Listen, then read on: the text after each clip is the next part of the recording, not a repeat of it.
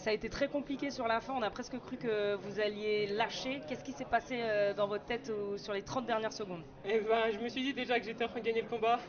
Ensuite, j'ai compris que j'étais bloqué dans la prise, donc je ne pouvais plus du tout respirer.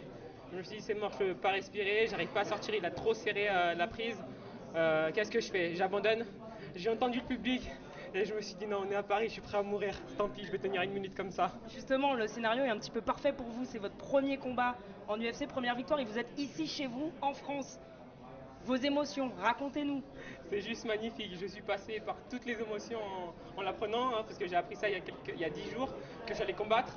Et là, en arrivant, en entendant le public, juste quand je suis arrivé, donc avant d'arriver, en fait, j'avais beaucoup de pression. Mais quand j'ai entendu le public, c'était plus pareil. C'était que de l'amour et j'avais hâte de rentrer dans la cage en fait pour les rendre fiers.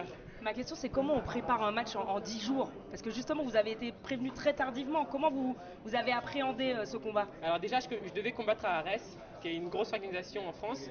Et donc, je me préparais déjà physiquement. Ensuite, j'ai dû juste changer en gros le game plan avec mon oncle, avec Fernand Lopez, avec mes coachs, quoi. Et ça a super bien fonctionné. Et votre adversaire, vous le connaissiez, vous l'aviez étudié? Je le connaissais pas du tout, je pense pas qu'il me connaissait. Et on a fait ça sur le tas, quoi. Bravo, encore bravo, merci beaucoup. Merci Je vous laisse beaucoup. filer. Merci. Merci.